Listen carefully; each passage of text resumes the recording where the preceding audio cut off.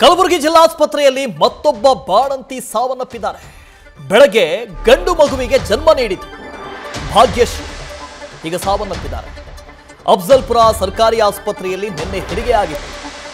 BP low ಆಗಿದೆ ಅನ್ನೋ ಹಿನ್ನೆಲೆಯಲ್ಲಿ ಕಲಬುರಗಿ ಜಿಲ್ಲಾಸ್ಪತ್ರೆಗೆ ಭಾಗ್ಯಶ್ರೀ ಅವರನ್ನು ಶಿಫ್ಟ್ ಮಾಡ್ತಾರೆ. ಜಿಲ್ಲಾಸ್ಪತ್ರೆಯಲ್ಲಿ ಚಿಕಿತ್ಸೆ ಫಲಕಾರಿಯಾಗದೆ ಭಾಗ್ಯಶ್ರೀ ಸಾವನ್ನಪ್ಪಿದ್ದಾರೆ.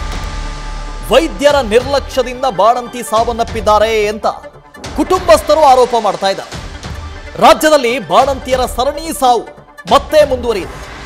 ಇಲ್ಲಿವರೆಗೆ ಸರ್ಕಾರ ಹೇಳ್ತಾ ಇತ್ತು IV ಲ್ಯಾಕ್ಟೇಟ್ ಗ್ಲೂಕೋಸ್ ಆ ದ್ರಾವಣದಿಂದ ಹೀಗೆಲ್ಲ ಆಗ್ತಾ ಇತ್ತು, ಅದನ್ನ ಬ್ಲಾಕ್ ಲಿಸ್ಟ್ ಮಾಡಿದ್ದೀವಿ, ವಾಪಸ್ ಕಳಿಸಿದ್ದೀವಿ, ಈಗ ಆ ಔಷಧಿಯನ್ನು ಎಲ್ಲೂ ಕೊಡಲಾಗ್ತಾ ಇಲ್ಲ ಅಂತ ಹೇಳ್ತಾ ಇತ್ತು.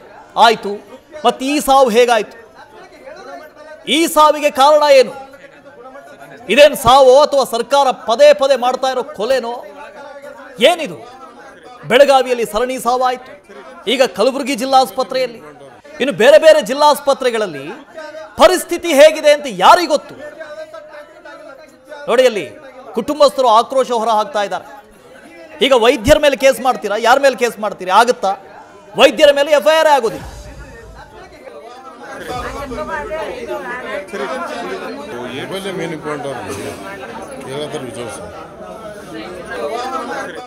ಭಜರಂಗಿ ಇದ್ರ ಬಗ್ಗೆ ಡೀಟೇಲ್ಸ್ ಅನ್ನು ಕೊಡ್ತಾ ಹೋಗ್ತಾರೆ. ಭಜರಂಗಿ, ಬೆಳಗಾವಿ ಆಯಿತು, ಬೇರೆ ಬೇರೆ ಜಿಲ್ಲಾಸ್ಪತ್ರೆಗಳಾಯಿತು, ಈಗ ನೋಡಿದ್ರೆ ಕಲಬುರಗಿಯ ಜಿಲ್ಲಾಸ್ಪತ್ರೆ ಏನಿದು ಸರಣಿ ಸಾವು ಪ್ರಕರಣ?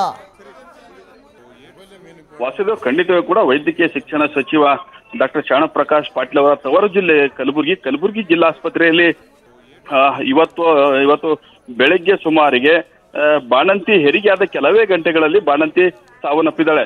ಮುಖ್ಯವಾಗಿ ಕಲಬುರಗಿ ಜಿಲ್ಲೆಯ ಆಳಂದ್ ತಾಲೂಕಿನ ಮಟಕಿ ಗ್ರಾಮದ ನಿವಾಸಿ ಆಗಿರುವಂತಹ ಭಾಗ್ಯಶ್ರೀ ಏನು ಬಾಣಂತಿ ಇದ್ರು, ಆ ಬಾಣಂತಿ ಹೆರಿಗೆಗಾಗಿ ನಿನ್ನೆ ಅಷ್ಟೇ ಅಫ್ಜಲ್ಪುರ ತಾಲೂಕು ಸರ್ಕಾರಿ ಆಸ್ಪತ್ರೆಗೆ ದಾಖಲಾಗಿದ್ರು. ಬೆಳಗ್ಗೆ 7:30 8 ಗಂಟೆ ಸುಮಾರಿಗೆ ಭಾಗ್ಯಶ್ರೀಗೆ ನಾರ್ಮಲ್ ಹೆರಿಗೆ ಕೂಡ ಆಗಿದೆ. ಹೆರಿಗೆ ಆದ ನಂತರದಲ್ಲಿ ಲೋ BP ಮತ್ತೆ ವಿಪರೀತ ರಕ್ತಸ್ರಾವ ಹಿನ್ನೆಲೆಯಲ್ಲಿ ಆಕೆಯನ್ನ ಕಲಬುರಗಿ ಜಿಲ್ಲಾಸ್ಪತ್ರೆಗೆ ಶಿಫ್ಟ್ ಮಾಡಿದ್ರು. ಕಲಬುರಗಿ ಜಿಲ್ಲಾಸ್ಪತ್ರೆಯಲ್ಲೂ ಕೂಡ ಸಾಕಷ್ಟು ಟ್ರೀಟ್ಮೆಂಟ್ ಕೊಟ್ಟರು ಕೂಡ ಚಿಕಿತ್ಸೆ ಫಲಕಾರಿಯಾಗದೆ ಭಾಗ್ಯಶ್ರೀ ಮೃತಪಟ್ಟಿದ್ದಾಳೆ.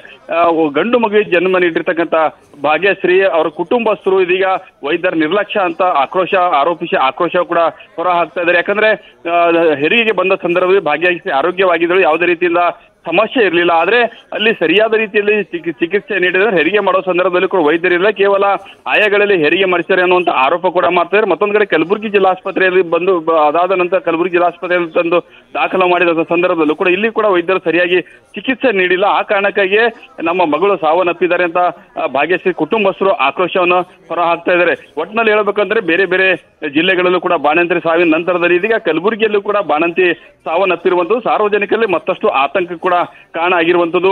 ಈಗಾಗಲೇ ನ್ಯೂಸ್ ಫಸ್ಟ್ ಕೂಡ ಈ ಹಿಂದೆ ಕೂಡ ಸರ್ಕಾರಿ ಆಸ್ಪತ್ರೆಯಲ್ಲಿ ಅವ್ಯವಸ್ಥೆ ಕುರಿತು ಸಾಕಷ್ಟು ಬಾರಿ ವರದಿ ಮಾಡಿತ್ತು. ಅಂದ್ರೆ ಸರ್ಕಾರಿ ಆಸ್ಪತ್ರೆಗಳಲ್ಲಿ ಸರಿಯಾದ ಟೈಮ್ಗೆ ವೈದ್ಯರು ಹೋಗುವುದಿಲ್ಲ ಅನ್ನುವಂತ ಮಾತುಗಳನ್ನು ಕೂಡ ಹೇಳಿರುವಂತದ್ದು. ಇದೀಗ ಈ ಒಂದು ಭಾಗ್ಯಶ್ರೀ ಕುಟುಂಬಸ್ಥರು ಕೂಡ ನೇರವಾಗಿ ಆರೋಪ ಮಾಡ್ತಾ ಇದ್ದಾರೆ, ಹೆರಿಗೆ ಸಂದರ್ಭದಲ್ಲಿ ಯಾವುದೇ ರೀತಿಯ ವೈದ್ಯರಿಲ್ಲ, ಬರೇ ಕೇವಲ ಆಯಾಗಳು ಚಿಕಿತ್ಸೆ ನೀಡಿರೋದ್ರಿಂದ ಈ ರೀತಿಯಿಂದ ವೈದ್ಯರ ನಿರ್ಲಕ್ಷ್ಯದಿಂದ ನಮ್ಮ ಮಗಳು ಸಾವನ್ನಪ್ಪಿದ್ದಾರೆ ಅಂತ ಅವರ ಕುಟುಂಬಸ್ಥರು ಆಕ್ರೋಶ ಹೊರ ಹಾಕ್ತಾ ಇದ್ದಾರೆ. Vasudev, thank you Bajrangi.